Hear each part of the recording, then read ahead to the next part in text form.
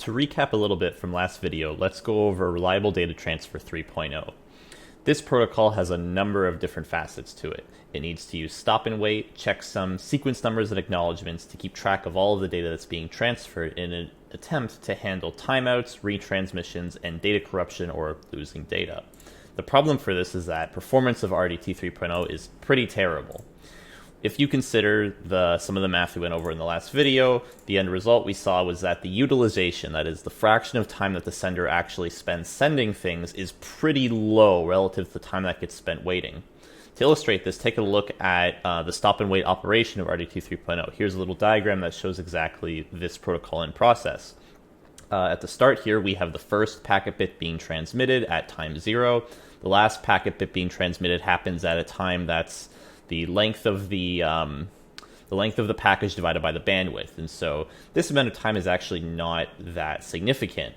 However, you have to wait an entire round trip for that information to reach the receiver, which then sends an acknowledgement, which then comes back to the sender. And this is why proportionally the utilization of RDT 3.0 is so terrible. So how do we address the fact that waiting so long for these packets to go one at a time and receiving the acknowledgements takes so long?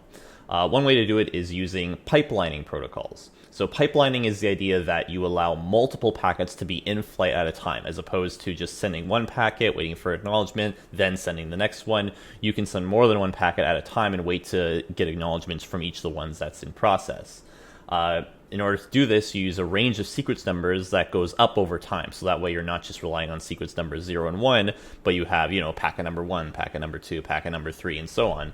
And there needs to be a bit of buffering at the sender or receiver to keep track of the fact that there are multiple packets involved. So if you look on the left here, this is the stop and wait protocol where, you have to wait for the one packet. It goes all the way from one place and then returns to the other way. It's obviously a lot slower than what we have on the right side here, which is the pipeline protocol in operation. A large number of data packets can be sent and a large number of acknowledgements can be sent, all flowing at the same time. Two of the generic types of pipelining protocols we're going to go over are go back in and selective repeat. So let's go over those now. So here are the two pipeline protocols that differ from the stop and wait operation. The first, go back n, just like the other one, can have up to n unacknowledged packets in the pipeline. And the receiver is going to send a cumulative acknowledgement. Basically, if you say send 10 packets and number 6 doesn't show up, then the receiver is going to send acknowledgements to tell the sender that they've received up to the first 5 of them, but not acknowledge 6 or any of the ones that came after it. So if there is a gap if there's a gap there, then it won't acknowledge any of the packets, even if some of them were sent correctly. The sender is going to have a timer for the oldest packet that it doesn't have an acknowledgement for. And so once the timer expires, it realizes, oh, packet number 6 didn't make it there. Let's send everything from 6 onward. Selective repeat, comparably, can also have n unacknowledged packets in the pipeline, but the receiver is going to send a single individual acknowledgement for every packet that it gets. Once again, the sender is still going to maintain a timer for every packet that hasn't been acknowledged, and as soon as the timer expires, it only transmits that packet that hasn't been acknowledged. If we look at the performance of how pipelining goes, we can see that it's a huge improvement over stop and wait. Just like the diagram we had before showing how the packets are being transmitted, here we have the sender that's not going to spend as much time just sitting there waiting and doing nothing, but rather it's going to send, in this case, a 3-packet pipeline, one packet after the other in immediate succession, and not waiting for the acknowledgements before sending the subsequent one. So 1, 2, 3 packets get sent. They all get sent to the receiver. The receiver receives these packets and sends an acknowledgement for each one of these. So this would be a case, for instance, of the selective repeat. And then when the acknowledgement arrives, you then send the next packet and repeat, and so on and so forth. So this time, we still end up having to wait for one round trip from the information to go to the receiver and come back. But this time we're sending 3 packets in the space of that time as opposed to just 1. So in the end, we triple our utilization because we're sending 3 times as much information in the same amount of time. Let's take a look specifically at the go back n protocol from the sender's perspective. In the packet header is a sequence number to keep track of what order these packets are supposed to be sent in. And there is a window, quote unquote, of up to n consecutive unacknowledged packets that are allowed. So here's a little diagram that shows what the transmission might look like for this protocol. In green here on the left, we have any number of packets that have already been acknowledged, so we move the window past those. We don't care about them anymore. We've already confirmed that the receiver has gotten them. Then we have our window that can fit n packets inside of it, and it has, you can see, yellow bars and blue bars. The yellow ones are any packets that have been sent but not yet acknowledged. And the blue ones are the ones that can now be sent, so we can now start processing and sending them along the way. And now this window doesn't actually move until the leftmost, the oldest packet has been acknowledged, in which case it would turn green for this diagram, and we can move the window to the side. Anything beyond this window, the ones to the right, are not usable. We're not going to send more packets until we verified that this oldest one has been received, and then we can shift this window a little bit to the right. So the acknowledgements that we get acknowledge all packets up to and including whatever sequence number of the acknowledgement that's sent. So this is called a cumulative acknowledgement. This may result in duplicate acknowledgements being sent, but that's okay because it may be the case that we send more than we actually needed to. The important thing is everything got received at some point. As I mentioned, there's a timer for the oldest in-flight packet, and at some point there may be a timeout if this window doesn't move after a certain amount of time, in which case we start with whatever the oldest packet was that they needed to receive, and we send everything higher in sequence. So here's a state diagram of what the go back end protocol might look like. It only has one state, but in that one state there are 4 different things that could happen. The first is that we need to actually send some data, in which case, just sort of like the slide before, we have a window, in which case if there is space in the window to send stuff, then we keep track of what the next sequence number is we need to send. We send that packet. We start the timer if this is our oldest packet that we need to send, and then we move on to the next one so we can keep sending these packets one at a time. If we try to send something and we've already filled up our window, we're not allowed to send more packets, so we have to refuse the sending of that data. If a timeout has happened, we've sent a packet a long time ago and it still hasn't been acknowledged, then we restart the timer and we send everything starting from that first packet that didn't get acknowledged up to whatever the current one is. If we get an acknowledgement, and it's not corrupt, hopefully, then we can shift our window because now we've known that that oldest packet got received. And if that was the one for the very first packet that we sent, then we can stop the timer and start a new one because now we have a new oldest packet that we need to consider. Otherwise, if this was one for one of the more recent packets, then we don't have to do anything about that. And finally, if we receive an acknowledgement but it's corrupt, we don't do anything. Who knows what's going on there? So here's a look at the state diagram for the receiver. Once again, there's only one state, and there's really only one thing that's mostly happening here, which is you get a packet, it's not corrupted, and it has a sequence number that you're looking for, in which case you take the data out, you create an acknowledgement, and you send it back to the sender.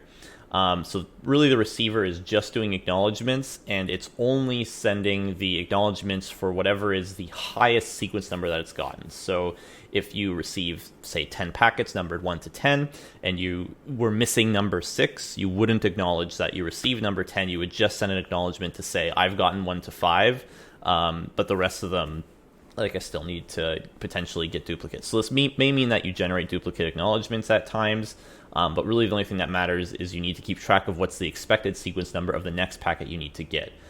In the case that packets come out of order, you basically just throw them out, so there's no buffering that's going on here, and you send another acknowledgement to remind the sender, hey, you need to send me everything starting from here. This is the most recent one that I've gotten. Okay, so here is the go back end protocol in action. One quick correction before I start. To be consistent with the state machine that I showed a couple slides ago, technically this first packet should be labeled 1 because we said that we would have a base of 1 initial sequence number, but we'll just pretend for now we're starting from 0. So in this case, our n is equal to 4, meaning we have a window of 4 packets that can be sent before we need to pause and actually get acknowledgements for everything and move the window onward. So the sender is going to send these 4 packets and then wait before actually doing anything beyond that. So packets 0, 1, 2, 3 all get sent to the receiver, and let's suppose that packet 2 gets lost along the way, so the receiver is not going to get this one. The receiver does get packets 0 and 1, so it sends acknowledgements for those, and then the sender is going to wait to receive some acknowledgements before it knows to move onward. So it receives the acknowledgement for 0, meaning it can shift the window over. It knows 0 was sent and received, so that's done. And now we can move the window from 0, 1, 2, 3 to 1, 2, 3, 4, which means we can now send packet number 4. We also get an acknowledgement for packet number 1, so we can send packet number 5, shifting the window again. Now, if remember, we missed packet number 2. It didn't make it to the receiver, so we're not going to get an acknowledgement for that. We will get an acknowledgement from the receiver, which is going to send one because it receives packet number 3, but it never got packet number 2. So the receiver knows something was missed along the way. The sequence number is out of order here. It's supposed to get 2. It got 3 instead. So it sends a duplicate acknowledgement saying, hey, I got packet number 1. You need to send me the stuff after that. Packets numbers 4 and 5, which the sender sent, realizing the window had shifted, get brought to the receiver, which once again throws them out and says, you need to send me packet number 2. I can't go on until you've done that, which means it's discarding packet number 4, packet number 5, and continually sending acknowledgements for packet number 1 to say, hey, you need to send me the next one after this. Between packet number 2 being sent and this point, there will be a timeout. So the sender notices, hey, the receiver never sent an acknowledgement for packet number 2. That means it probably wasn't sent correctly. So we stop the window where it is. It's still at 2, 3, 4, 5 because packets 0 and 1 made it through. And we basically start all over again from 2 being the first packet that needs to be sent, and it sends all of the packets from there onward, because the receiver is not going to keep track of those packets 3, 4, and 5 that it got because it knows they're out of order, so it's going to wait for them to be sent again. Which means the sender needs to send packet 2, packet 3, packet 4, packet 5, and if those get sent, then we can continue on as normal. So an alternative to go back N is the selective repeat protocol, and in this case, we're individually acknowledging every correctly received packet, meaning that we're going to buffer packets as we need for their eventual in-order delivery. So if we get packet number 5 before we get packet number 4, but they both make it there, then we'll hold on to number 5 until we can put it in the right spot.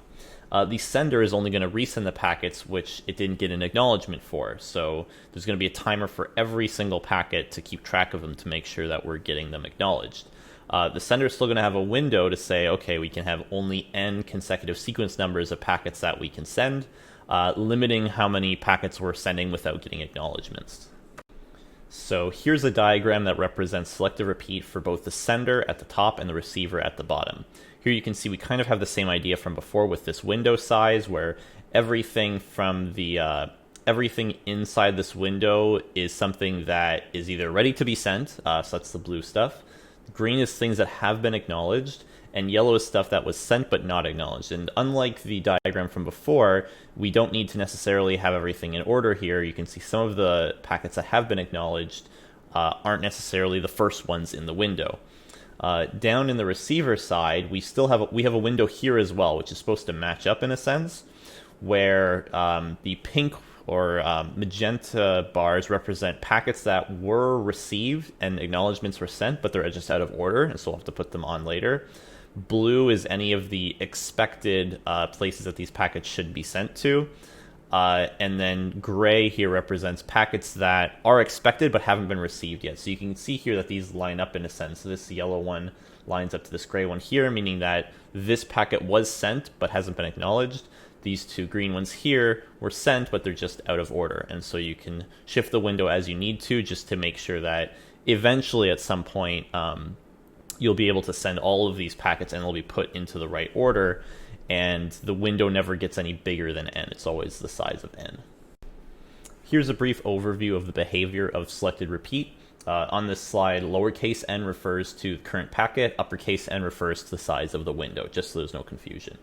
The sender, if it gets data from above, basically saying to send the next packet, do so as long as the next available sequence number is in the window. If we have 10 packets that all have been sent, we're waiting for them all to be acknowledged, and the window is only size 10, we won't send anything until we've actually got some acknowledgements from the packets that we've been sending.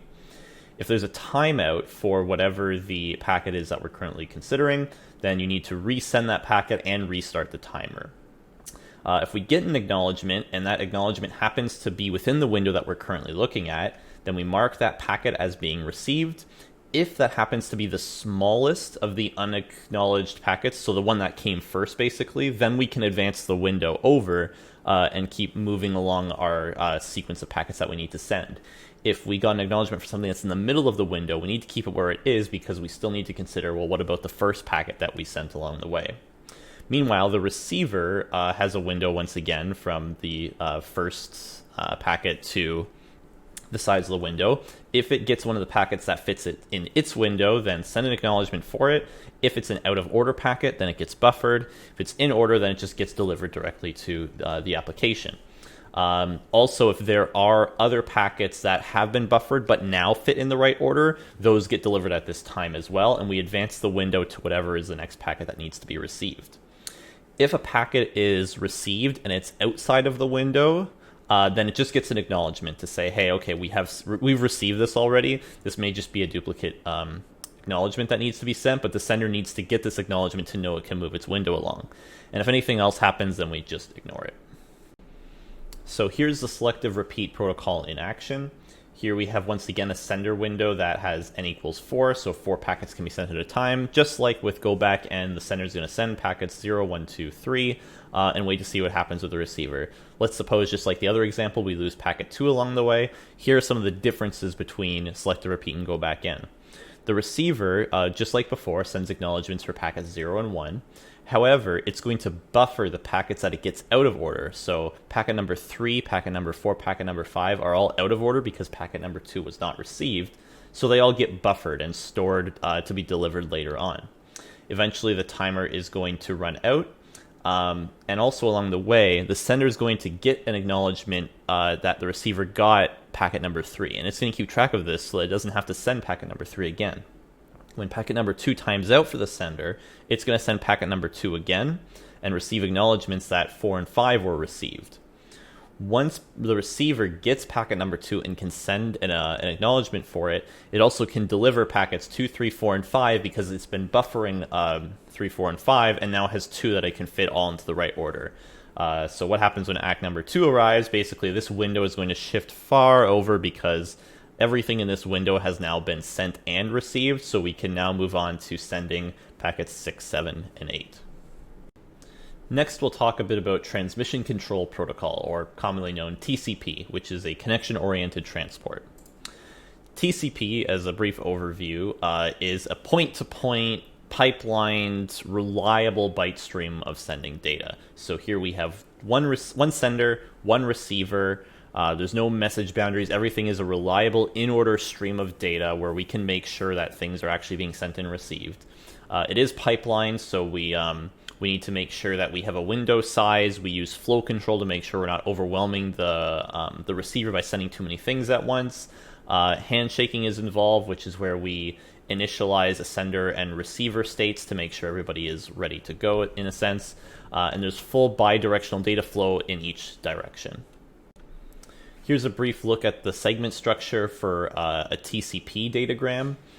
Here we have a sequence number, an acknowledgement number. These count bytes of data as opposed to segments, so we would actually count the size of what we're sending to make sure everything is going in order. We have various flags that get tracked of. We have a receive window, which keeps track of the number of bytes that the receiver is willing to accept at this time so we don't overwhelm them. And we have an internet checksum, just like in UDP, to make sure that the data actually has integrity. Let's take a look at TCP sequence numbers acknowledgements. For TCP datagrams, the sequence numbers keep track of the number that is the first byte in the segment's data. Meanwhile, the acknowledgement number is the sequence number of the next byte that the other side is supposed to send. So let's take an example of what this might look like.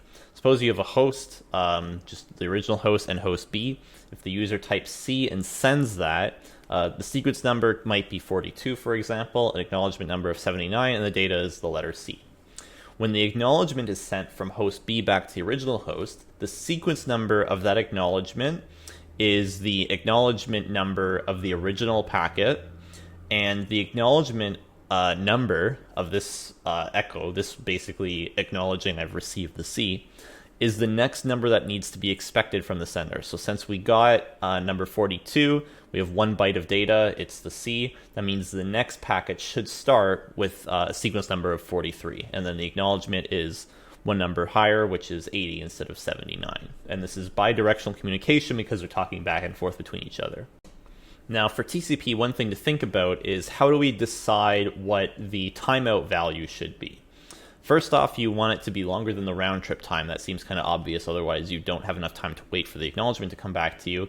But it's possible this round trip time might vary, and so you generally will need to estimate. There are two possibilities if you don't have a good timeout value.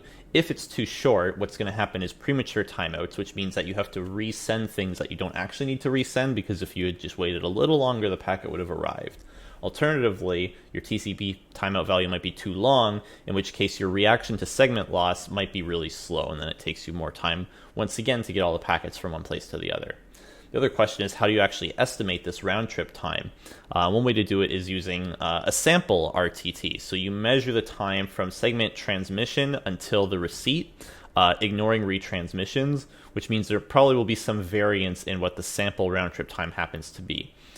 You want your estimated round trip time, the one that you use to help you calculate your timeout value, to be something smoother. So you take the average of several recent measurements, not just whatever the current time it took to get an acknowledgement was. So one way to set your estimated round trip time is using a formula like this one, where the estimated time is 1 minus alpha times whatever the previous estimated round trip time was, plus alpha times the current sample, so whatever things happen to be doing right now. This way you have, in a sense, a moving average. As things change, you will start to modify this slowly over time. You'll start giving less credence to what it was a while ago and more credence to what the current round trip time happens to be. A typical value for alpha might be 0.125, but this number can obviously vary. And by using this value, the influence of past samples goes down pretty quickly, meaning you can get a more accurate estimate using what the current data shows. So here's sort of a brief data set that shows what the estimated round trip time and the sample round trip time happen to be for some data being sent over time. So time is the x-axis here. And so our actual round trip time is represented by the blue spikes that go pretty significantly up and down. And our estimated round trip time is, you can see, kind of just a moving average along that data set. The reason that we do this is so that if you look, for example, here where we have these giant spikes, you don't actually want your estimated round trip time to be dramatically affected by spikes like this, because, you know, sometimes it goes really high, sometimes it can be really low. So to keep the average a little bit smoother, we use a formula like this one to just kind of round the estimated round trip time to keep it a little bit more consistent. So now if we have an estimated round trip time, how do we calculate the timeout interval? The way that we would do so with TCP is taking the estimated round trip time plus a safety margin. And so this safety margin really depends on how much the estimated round trip time is varying. If it's going quite a lot, then we'll give our timeout interval a bit more of a safety margin to keep track of the fact that there might be some current spikes in how long it takes some of the data to be sent. So here's a brief formula that you might use to calculate your deviation from your round trip time. So it's 1 minus beta times the previous deviation, plus beta times the difference between the sample round trip time that you currently have and what your estimated round trip time happens to be. And beta is around 0.25 usually. That means that our timeout interval is whatever you estimate your round trip time to be, plus, in this case, we'll say 4 times your deviation. This means if you don't have a lot of deviation, if all your packets need to be sent pretty consistently, there won't be too much of a safety margin that you need, and you can keep the timeout interval fairly close to the round trip time, plus maybe a little bit extra just in case so that you're not dropping stuff in addition. Comparatively, if you have a very large difference between your sample round trip time and your estimated round trip time, you'll need your safety margin to be a fair bit bigger, and you'll want to give a longer timeout interval. Now, how does TCP handle reliable data transfer over the unreliable Internet Protocol service? The way it does so is using an RDT service that looks pretty familiar to some of the things we've seen before. So we have pipeline segments, cumulative acknowledgements, a single retransmission timer that can be triggered by timeouts or duplicate acknowledgements. And so let's take a look at things for the moment, ignoring duplicated acknowledgements and flow control. We'll take a look at that a little bit later. Let's just start out with something a little bit simplified for the moment. There are a few events that can happen from the sender's perspective. First off, you get data from an application, you need to send it. What do? You create a segment that has a sequence number, which is the first byte that's going to be sent. You start the timer if it's not already running. This, kind of like we've seen before, is sort of your timer for the oldest unacknowledged segment. And you have an expiration interval, which is your timeout interval before you realize you need to send something again. What happens when there's a timeout? You retransmit the segment that caused that timeout and set the timer up again. If you get an acknowledgement, assuming that it acknowledges a segment that you haven't already gotten an acknowledgement for, you update what's known to be acknowledged and then start the timer if there are segments that still need to be acknowledged. Let's go over a few TCP scenarios where retransmission might be needed. So first off, we have a scenario where we lose an acknowledgement. The first packet has sequence number of 92, which has 8 bytes of data, meaning the acknowledgement number should be 100. That's the next thing that we're going to be expecting from that. Now what happens if this acknowledgement doesn't make it? Pretty simple. There's going to be a timeout eventually. Host A is going to need to resend that same packet with the same sequence number, the same 8 bytes of data until it gets the acknowledgement that it's expecting. Let's suppose we have a premature timeout instead. So here we have same sequence number, 92 with 8 bytes of data. We have sequence number 100. The next one has 20 bytes of data. We're continually sending things through. Send base here is 92. Sorry for the formatting. And if we have a premature timeout, that means the timeout will happen before we get the acknowledgements that we're expecting. So that means we have to resend that first packet, the sequence number 92 packet, and then we might get right after that the acknowledgement that it's been sent. And then we'll, after that, receive the acknowledgement that the next packet, the sequence number 100 packet, was received as well.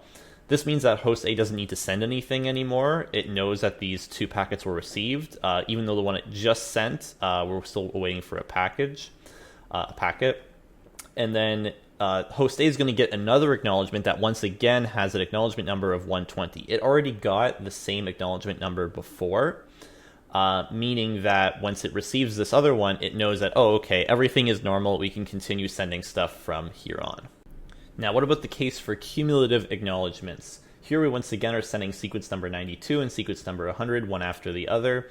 Host B then sends the acknowledgements back, but this time the first acknowledgement, the one acknowledging up to 100, was not received by the original sender.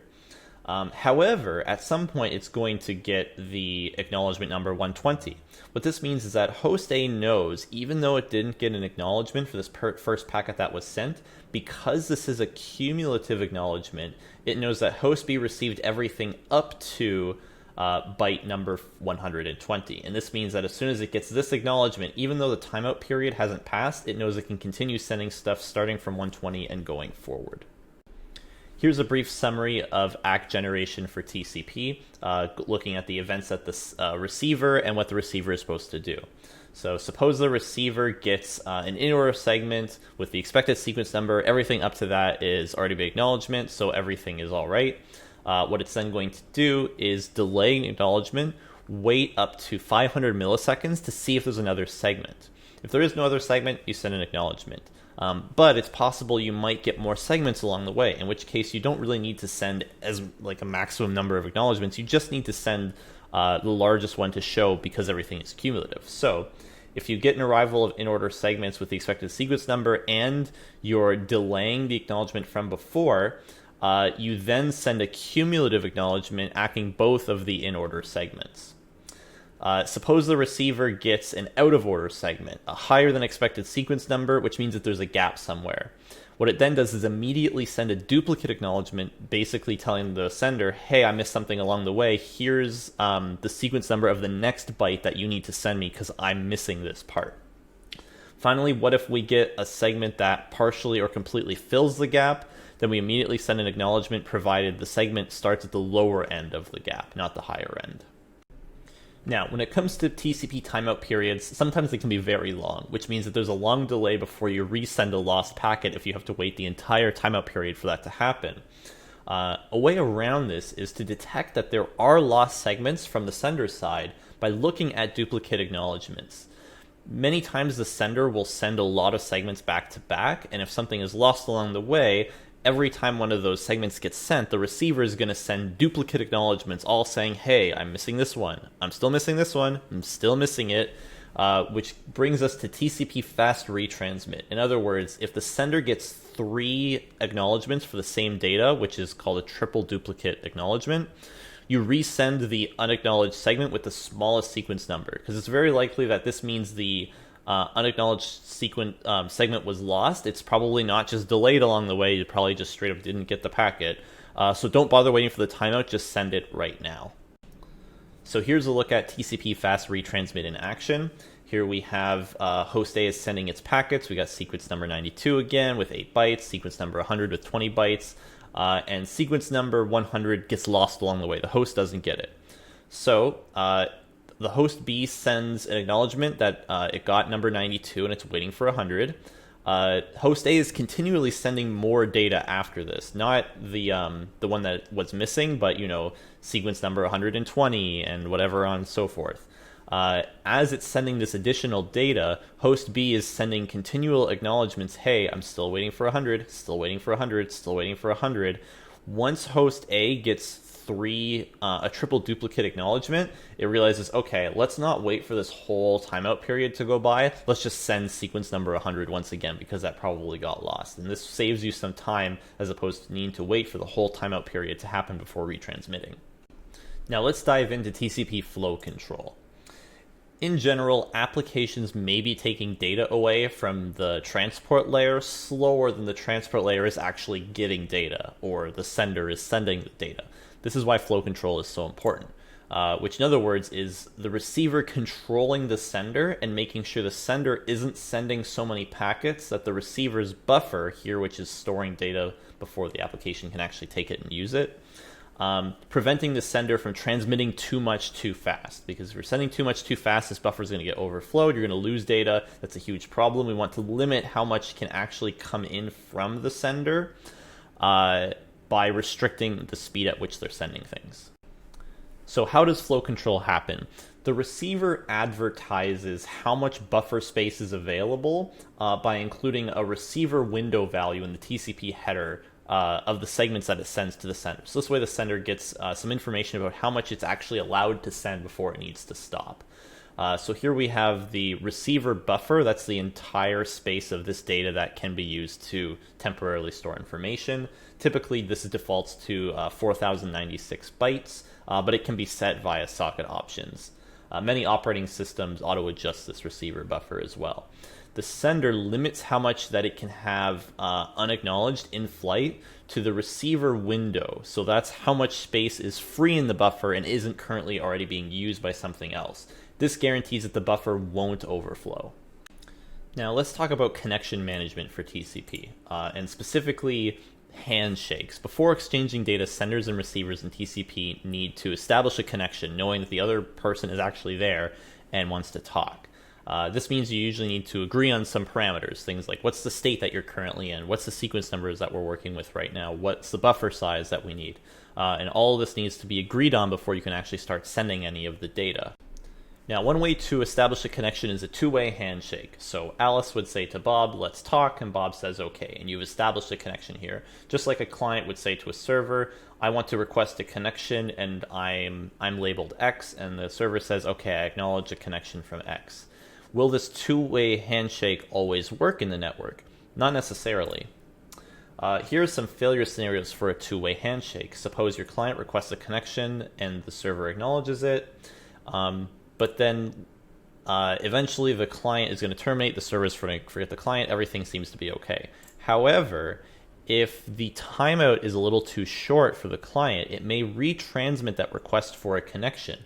And so the server is going to have a connection established after the client has actually terminated. The client connects, gets the established connection, and then it quits. But this retransmission is received after the client has actually terminated and the server has forgotten that X was there. And so now we've established a connection from the server to nothing because the client's already gone. And so the server thinks that it has something it's supposed to be contacted, but there's nothing there. Alternatively, let's say we have a connection where we want to send some data from the client over to the server, and the server accepts that data. Everything here seems to be pretty okay for the moment. We request the connection, get it accepted, send the data, it's accepted, then the connection is over. But what if we have the same problem from before where the timeouts are a little too short? We retransmit that connection. It may take some time to show up. The client gets an establishment of the connection here. It gets acknowledged, so it assumes, oh, okay, it's time to send the data. But that doesn't actually mean that it won't try again to send that data because it thinks that the server needs to actually get it. And so the connection completes, the client leaves, the server still thinks that it has established a connection, even though this request happened a long time ago, and now it starts accepting data, and it thinks it's from a client that's there. Once again, the client is already gone. So the way to figure out if your client is actually there and ensure that you have a consistent connection between the two, the client and the server, is a three-way handshake. At the beginning, the client and the server are both states of listening, waiting for someone to actually talk to. The client then changes to a state of sending a synchronization message where they choose an initial sequence number, which is X, so this is me, I'm starting from here, and sends a message to synchronize over TCP. There is a SYN bit that's 1, so this is a bit for synchronization, and the sequence number starts as X. The server changed its state from listen to synchronization received, chooses initial sequence number Y, sends an acknowledgement over TCP acknowledging that this message was received. So we have the SYN bit is 1, the acknowledgement bit is 1, the sequence number is Y, that's the one that the server has chosen, and the acknowledgement number is this X plus 1. The client then receives this message, indicates that the server is actually live in there, so we can actually have this conversation, sends an acknowledgement for the SYN acknowledgement. This basically can contain client to server data if we want. And here we have now the acknowledgement number is the server's initial sequence number Y plus 1 and an acknowledgement bit of 1. And then when the server receives this, it indicates the client is live, and so both of these can change their states to say a connection has been established. Now, how do you close a connection with TCP? The way that this is done is by each of the client and server closing their own side of the connection by sending a TCP segment that has a FIN bit set to 1. And this is responded to by an acknowledgement, which can be combined with your own FIN bit. And this is basically saying that I'm finished talking, we're all done here. Simultaneous exchanges can be handled this way. Let's go through the process of closing a connection. When the states of both the client and the server are established, the client may decide, okay, it's time to close, don't need to send data anymore, but we still obviously need to receive it to make sure everything is okay. So we move from a state of established to waiting to finish stage 1. We set a FIN bit to be 1 to tell the server we're ready to finish. The sequence number is currently X. The server is then going to change its state to close and wait. It can still send data at this point, but it's going to acknowledge to the client that it's received this message with an acknowledgement number of X plus 1. And now the client receives this message and switches to stage 2 of wait and finish, waiting for the server itself to close.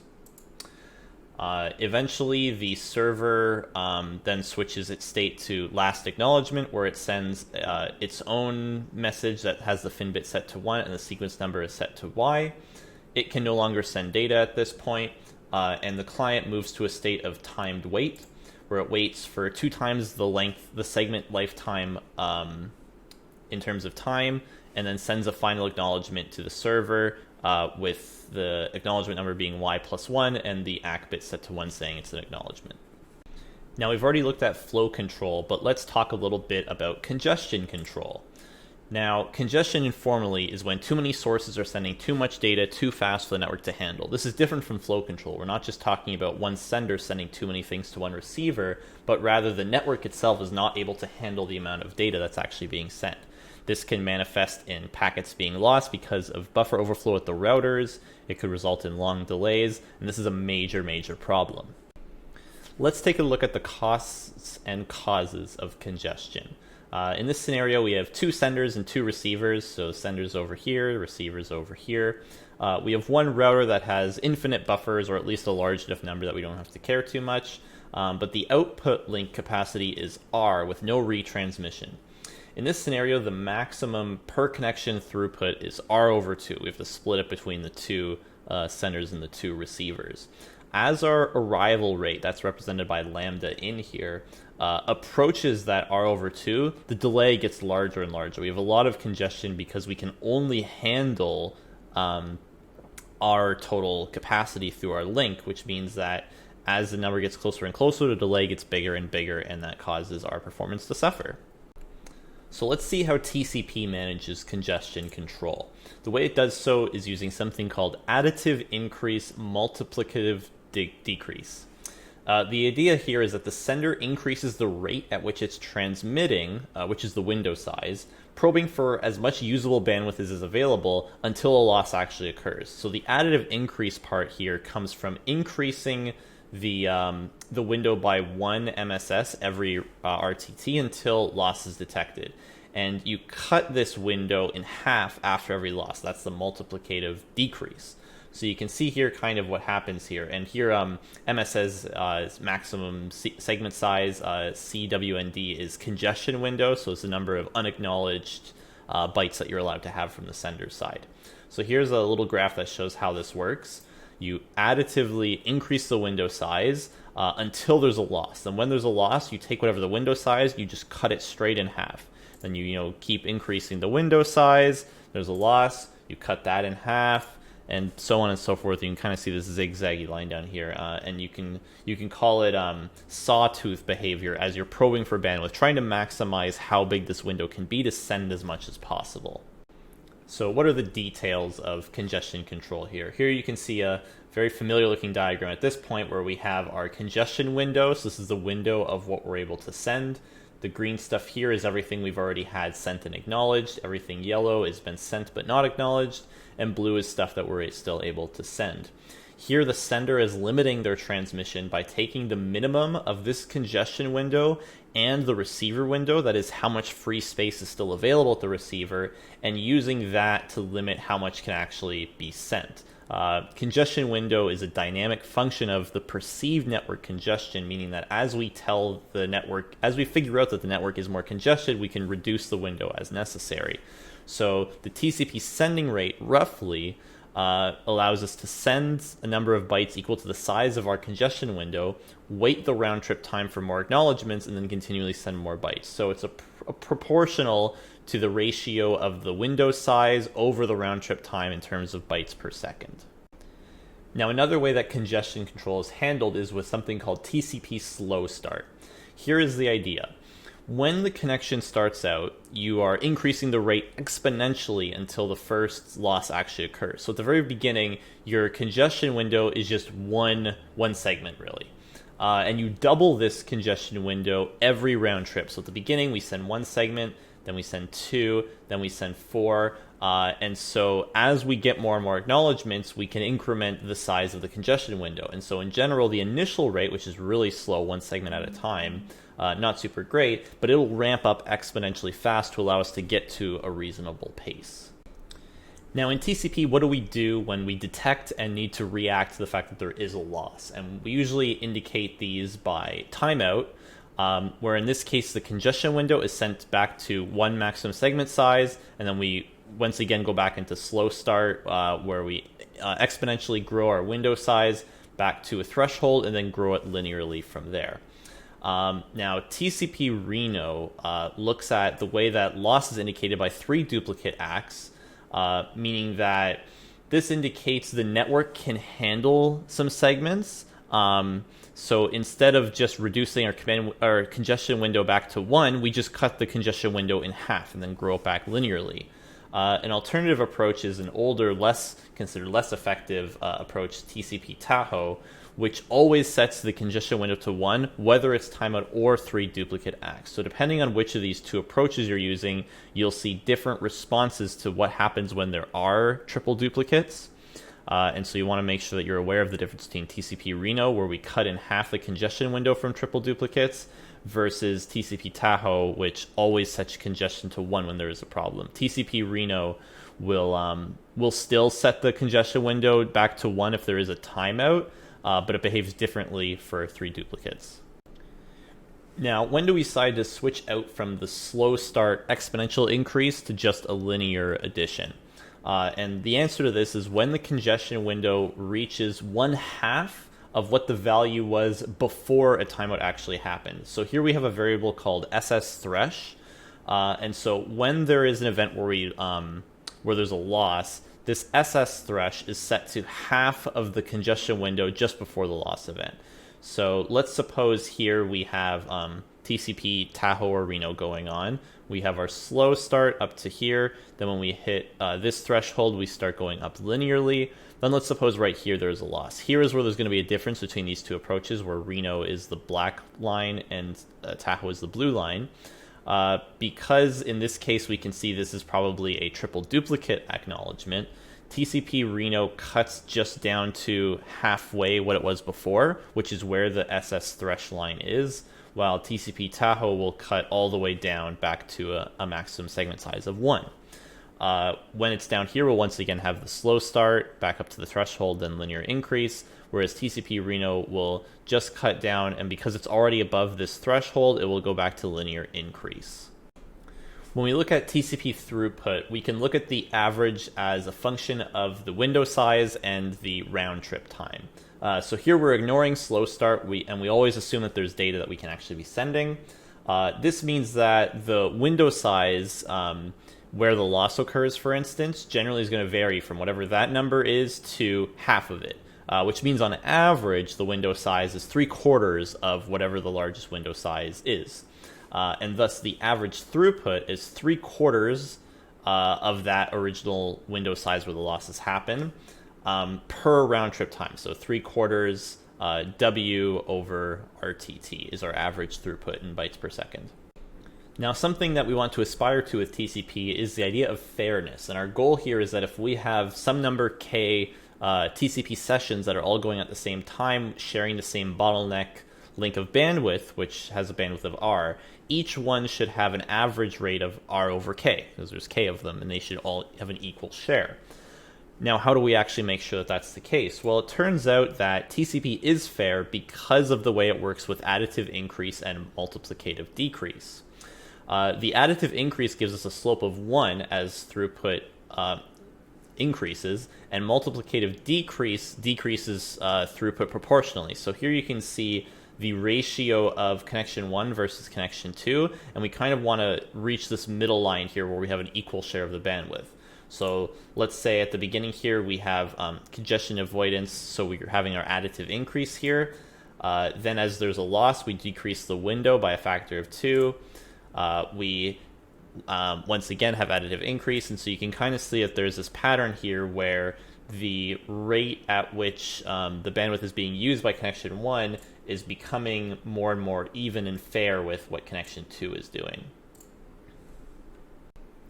So here's a brief summary of the transport layer. We looked at the principles behind the layer services, multiplexing, demultiplexing, what reliable data transfer looks like for UDP, for TCP, the different formats we had for RDT, including 1, 2, 2.2, 3, flow control and congestion control, and how TCP, for instance, handles these, and implementation in the internet and instantiation with UDP and TCP.